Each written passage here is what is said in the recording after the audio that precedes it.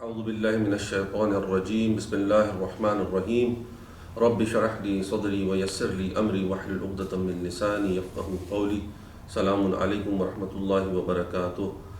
حاضرین و سامعین، یہ جو ہمارا سلسلہ ہے اربعین کے حوالے سے، زیارت اربعین کا فلسفہ، اس کی اہمیت یہ کیا ہے، ہم پچھلے اپنے قسط میں یہ قبلہ سے تفصیلاً سن چکے ہیں کہ جس طرح سے انہوں نے ارشاد فرمایا کہ زیارت اربعین کی جو اہمیت ہے وہ کتنی ہے اور اربعین کس کس مقام پر قرآن میں آیا ہے. تو ہم اسی سلسلے کو آگے بڑھاتے ہوئے پاپیادہ زیارت کی اہمیت قبلہ ہم نے شروع کی تھی. پہلے تو آپ کو السلام علیکم وعلیکم السلام. پاپیادہ زیارت کی اہمیت. لیکن اس سے پہلے میں آپ سے اگر عرض کروں کہ ہم نے سنا ہے، تاریخ میں بھی یہ ہے کہ ہمارے بعض ائمہ نے پاپیادہ حج بھی کیے ہیں.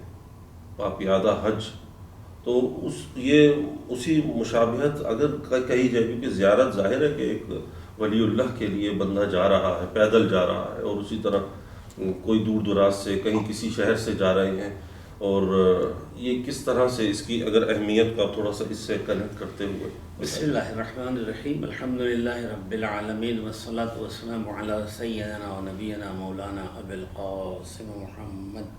اللہم صلی علی محمد و آل محمد و اہل بیتہ الطیبین الطاہرین المعصومین الذین اذهب اللہ عنہم الرجس وطہرہم تطہیرا. السلام علی الحسین وعلی علی بن الحسین وعلی اولاد الحسین وعلی اصحاب الحسین جمیع ورحمۃ اللہ وبرکاتہ.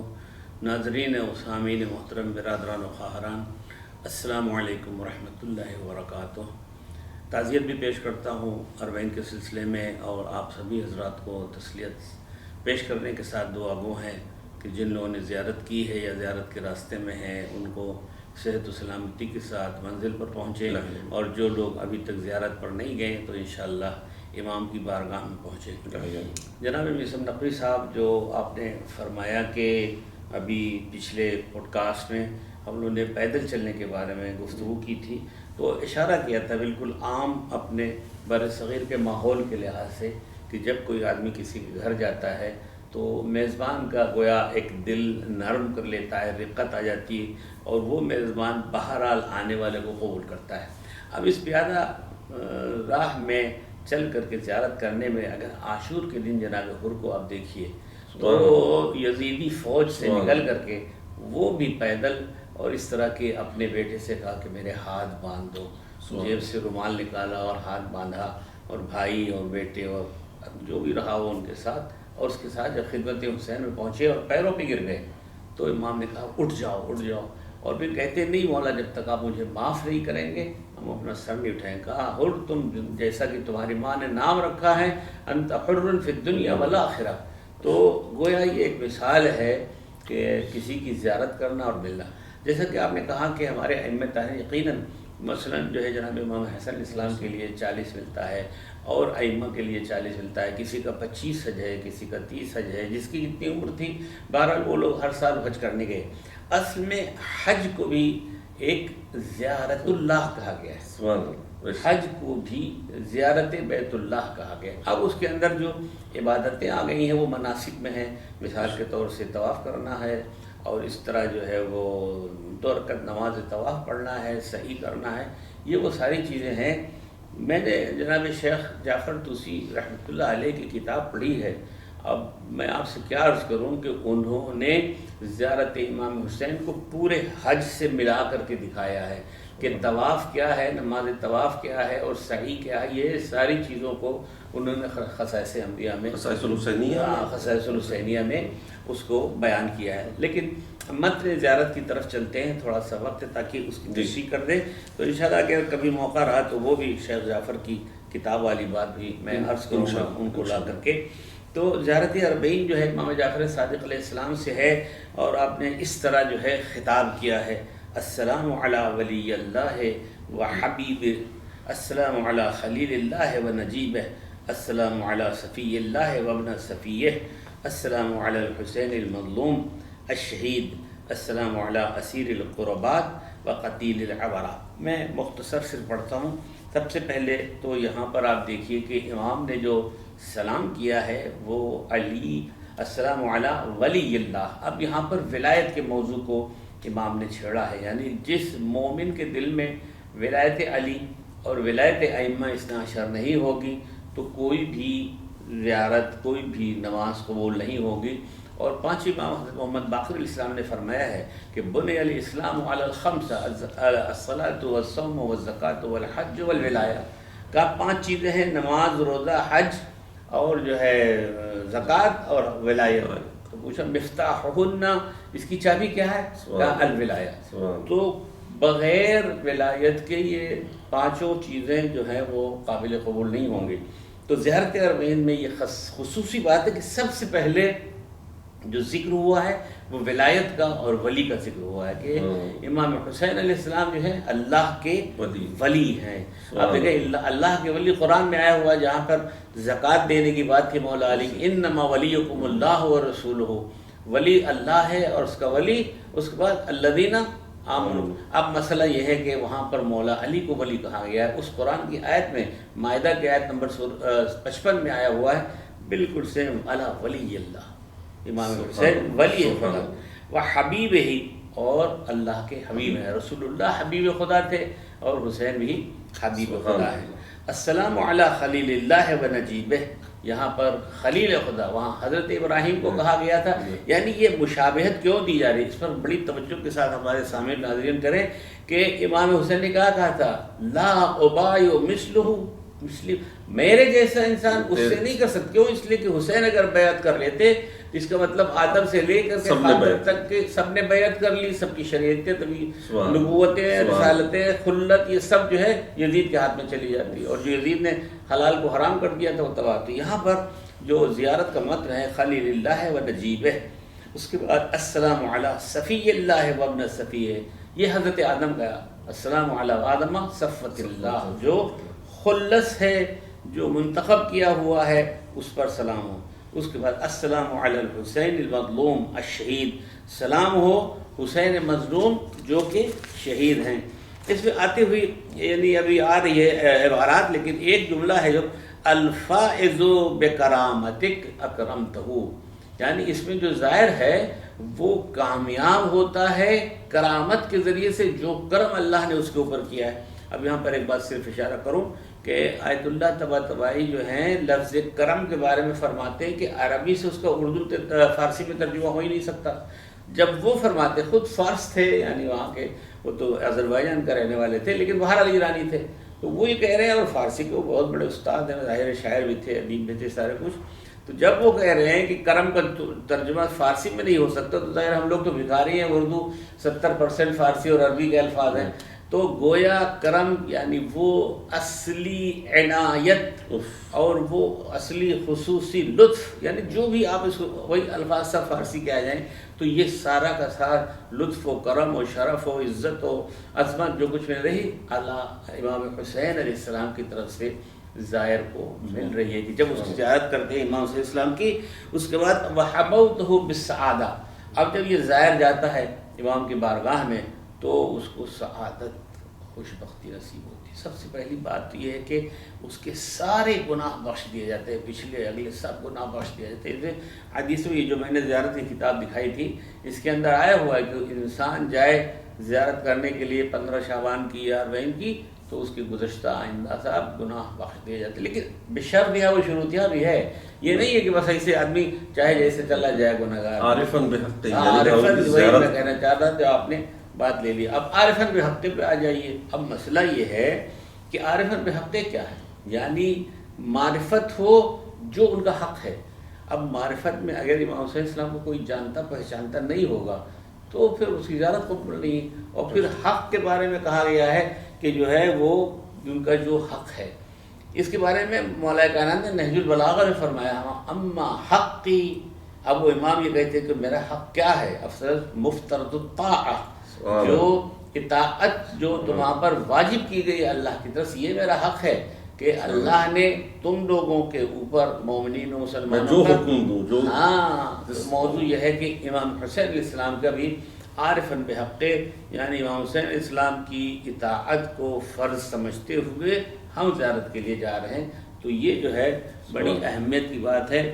اور اسی کے ساتھ ساتھ آگے آ رہا ہے وَيَسْتَنْقِذَ عِبَادَكَ مِنَ الْجَهَالَةِ، کہتے ہیں کہ جہالت سے نجات، یہ بڑی اہم بات ہے۔ اور یہ جو ہے آپ غور کیجئے گا کہ صرف اور صرف کسی شیعہ فرقے یا سنی فرقے یا اہل اسلام کے لیے امام حسین اسلام کی قربانی نہیں تھی، بلکہ انسانیت کے لیے تھی۔ اب اس کو شاعر نے کس انداز میں کہا ہے، اور اس کو سوچئے کہ امام حسین علیہ السلام نے جناب علی اصغر کو اپنے ہاتھوں پہ لے کر کے اب قربانی دی، اور مولا کا تیر سے شعبہ چلا، گردن میں چبھا، مولا کے بازو میں چبھا، اور پھر خون کو آسمان پر پھینکنا چاہا، آسمان نے انکار کیا، زمین کو پھینکنا چاہا، زمین نے انکار کیا، اب وہ ہاتھ میں لیا۔ اب اس کی منظر کشی کرتے ہوئے یوں، اب آپ یوں دیکھیے، بھر کے چلو ہاتھ میں یہ غور کرتے تھے حسین، وزن بخشش کس قدر خون علی اصغر میں، وزن بخشش، سبحان اللہ، یعنی خون ہے، وزن بخشش کس قدر خون علی اصغر میں ہے۔ تو یہی ہے کہ یہ یستنقذ عبادک من الجہالہ،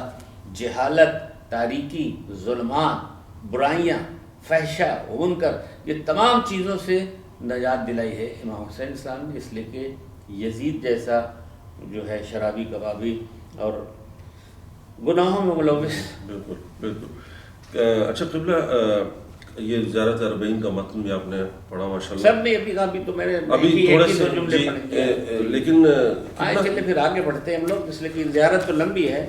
جی قبلہ، لوگ جو اتنے تعداد میں، ابھی اگر کچھ ہم مشاہدہ کریں پچھلے ہی چند سالوں کا، 7-8 سال اب چلے جائیں پیچھے، 3 سے 4 ملین لوگ ہوتے ہیں، تو قبلہ 30 سے 40 ملین کہے جاتے ہیں، یعنی کہ 3 کروڑ، 2.5 کروڑ، 3 کروڑ، اگر کم سے کم بھی آپ لے لیں تعداد، کم سے کم بھی 1.5 کروڑ سے 2 کروڑ بھی آپ لے لیں، اگر 1 کروڑ 2 کروڑ مائنس کر دیں، تو اتنی تعداد میں ایک جگہ پر، اس جگہ پر آپ بھی گئے ہیں، ہم بھی گئے ہیں، سب گئے ہیں، چھوٹی سی جگہ، اور ایک جگہ پر سما جانا اور کھانا اور پینا، طعام، یہ کیسے، یہ کس کا لطف و کرم ہے، یہ کیا؟ اس میں ایک وہ فلسفہ سوچئے، جب امام حسین اسلام 2 محرم کو کربلا پہنچے ہیں، اور وہاں کے لوگوں کو بلا کر کے پہلے پوچھا لوگوں سے، اور 7 گھوڑے بدلے ہیں آپ نے، مختلف نام پوچھا، جب پتہ چلا کہ اس کا نام غازریہ اور شت فرات اور ناصرہ فتح فلاں، اس کے بعد کربلا، تو اسی کربلا، اور پھر امام اتر گئے۔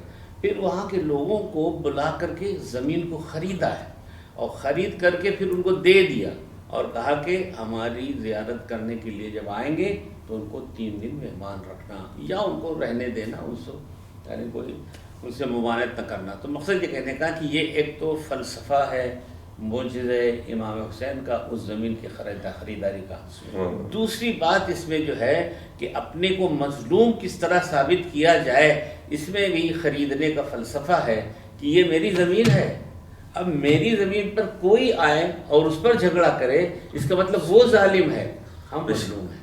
آپ کی زمین پر میں آؤں اور خواہ مخواہ جو ہے وہاں پر کداری لے کے زمین کو کھودنے لوگوں، ہر آدمی کہے کہ بھائی ان کے ویسر صاحب کی زمین پر آپ کسی کی زمین پر نماز جائز نہیں ہے، وضو، حتیٰ وضو کا پانی بہہ کے جائے، غصبی ہو جائے گا، تو وہ نہیں صحیح۔ تو اس لیے امام حسین صاحب یہ چاہتے تھے کہ یہ ہماری زمین رہے اور ہمارے ظاہر رہے۔ اب یہ امام کا کرم ہے کہ وہ زمین میں پھیلاؤ ہو جاتا ہے، پتہ نہیں کسی، یہ موجزہ ہے اللہ کا، اس میں پھیلاؤ ہوتا ہے کہ اتنے لوگ سمٹ جاتے ہیں۔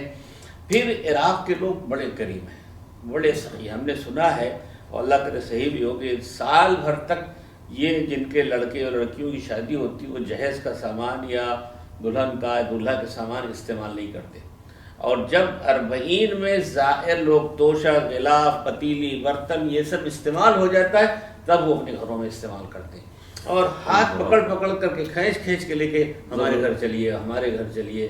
اور یادی میں 1 ہفتہ پہلے آیت اللہ مکارم شیرازی کے 40 کی زیارت کا پڑھ رہا تھا، وہ جو اس زمانے میں، اور وہ کہہ رہے تھے کہ وہ بغیر جوتا چپل پہن کے گئے، اور یہ کہا کہ بغیر جوتے چپل کے جاؤ، کانٹے گھسے، پتھر لگے، کیونکہ ہم لوگ اس زمانے میں بغیر کسی جوتے چپل کو ہم نے پڑھا پورا۔ تو اس میں کہنے کا مقصد یہ تھا کہ دیہات کے لوگ زبردستی لے کے جا رہے تھے۔ ایک جگہ ہم لوگ رکے، اور جب جانے کا ارادہ کیا تو انہوں نے خنجر نکال لیا، کہا آج رات آپ کو یہ رکنا پڑے گا، نہ خنجر سے قتل کر دیں گے۔ بڑا ڈر لگا، بہت کہا کہ بھئی ہمیں جانا ہے، یہ وہ۔ مقصد یہ کہنے کا کہ یہ لوگ اتنے کریم ہیں کہ اگر آپ ان کے یہاں نہ رکیے نہ کھائیے تو ناراض ہو جاتے ہیں۔ تو یہ بس اللہ کا کرم ہے جو اللہ نے عراقی قوم کو، اب یہ ہے کہ ساری دنیا سے مدد جاتی ہے، اس میں کوئی شک نہیں۔ ہندوستان، پاکستان، امریکہ، یورپ ہر جگہ سے موقف لگاتا ہے، ڈاکٹروں کی ٹیم آتی ہے، کھلانے والے اور اہل خیر، اور بہت سے اہل خیر ایسے جن کا نام کو بھی نہیں پتہ ہوتا، پورے موقف 2,000 3,000 آدمیوں کے ٹھہرنے کے گدے اور کمبل ہو، سب صاف ستھرے، کھانے کی چیزیں تینوں ٹائم کھانا، چائے، کافی، ڈاکٹر، نرسیں، یہ ساری چیز وہاں پر مہیا ہوتی ہیں۔ اب آپ حج کا دیکھ لیجئے، جہاں پر 2 کروڑ بھی نہیں ہوتے ہیں، وہاں پر پوری فوج، پوری دنیا، پوری حکومت، پولیس، سب کچھ۔ یہاں بس چند لوگ دکھائی دیتے ہیں ایسے جو والنٹیئر طور سے رضاکار ہوتے ہیں، اور باہر پولیس کے لوگ 2-4 دکھائی دیتے ہیں، لیکن یہ ہے کہ بہرحال وہاں پہ بڑا اچھا انتظام رہتا ہے۔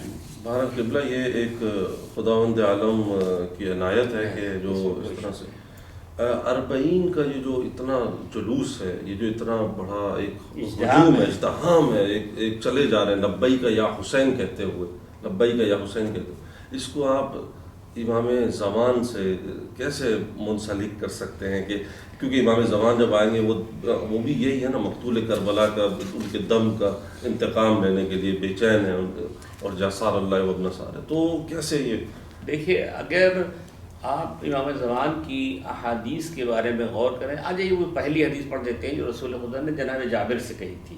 جناب جابر سے کہی تھی کہ اے جابر، تم ہمارے بیٹے کے بیٹے سے ملاقات کرو گے، یعنی امام باقر سے۔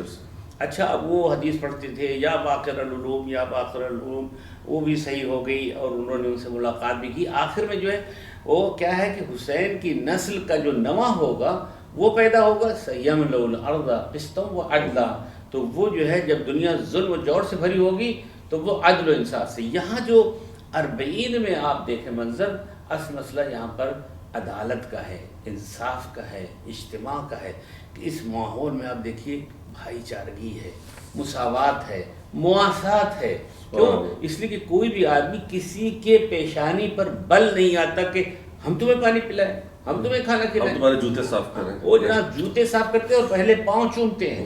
اس حد تک یہاں پر تواضع ہے، انکسار ہے، نفس کشی ہے، یعنی کہنے کا مقصد ہم یہ دیکھتے ہیں، اور یہی ایسے ہی لوگ امام زمان کے فوج میں ہوں۔ یہ غیر معمولی اجتماع، یہ غیر معمولی اجتماع ہے کہ اس میں صرف عراقی ہی نہیں بلکہ ہندی، پاکستانی، عرب، ایرانی، سب کے سب زائرین کی خدمت کے لیے وہاں پر موجود رہتے ہیں۔ اب تو اہل سنت بھی اس میں شریک ہونا شروع بالکل۔ تو اس میں جو ہے گویا ایک انتظار ہوتا ہے، کس کا؟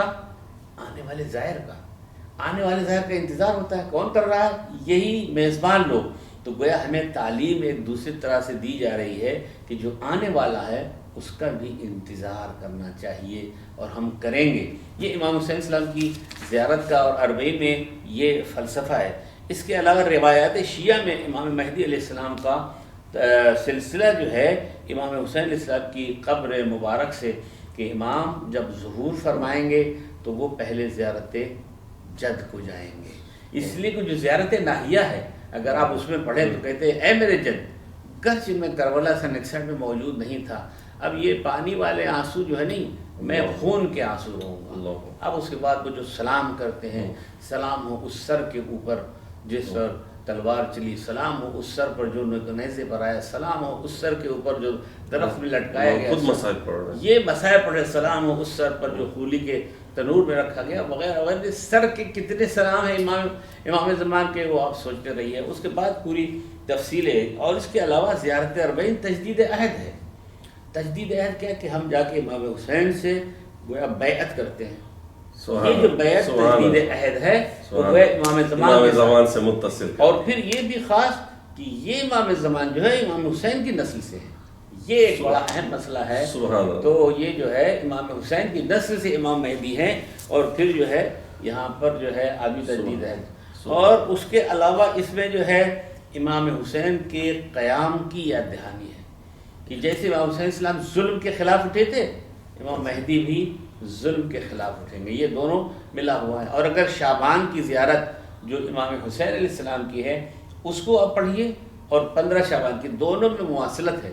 اور دوسری بات مصلحت خدا کو دیکھیے کہ سال بھر کے مہینوں میں کتنی وفات کی تاریخیں، شہادت کی تاریخیں، لیکن شعبان ایک مہینہ ہے کہ جس میں نہ کوئی وفات ہے نہ شہادت ہے، صرف اس بات کی دلیل ہے کہ امام مہدی کا مہینہ ہے، لیکن اسی میں امام حسین تو دونوں کا تعلق امام حسین کا کربلا کا ظہور کے ساتھ، امام حسین کا امام مہدی کے ساتھ بڑا ہی گہرا تعلق ہے. تو ہمیں جو ہے کچھ روایت میں بھی ہے نا کہ 10 محرم کو شاید، ہاں نہیں ہے، وہ شاید نہیں، یقینی ہے جمعے کا دن ہوگا 10 محرم اور 21 مارچ. یہ بھی بالکل بہت ہی زبردست. قبلہ عبدالحمید ادم ایک سنی شاعر ہے، اس نے پوری تاریخ کو 2 مصروں میں سمیٹ دیا. پوری تاریخ ماشاء اللہ. جب خیر و شر میں دقت تفریق ہو گئی، جب خیر و شر میں دقت تفریق ہو گئی، بے ساختہ حسین کی تخلیق ہو گئی. واہ واہ واہ واہ، ماشاء اللہ ماشاء اللہ. ناظرین سامعین و ناظرین، اسی شعر کے ساتھ اور مجھ کو اور قبلہ مولانا شمشاد رضوی صاحب کو اجازت دیجیے. والسلام علیکم ورحمۃ اللہ وبرکاتہ.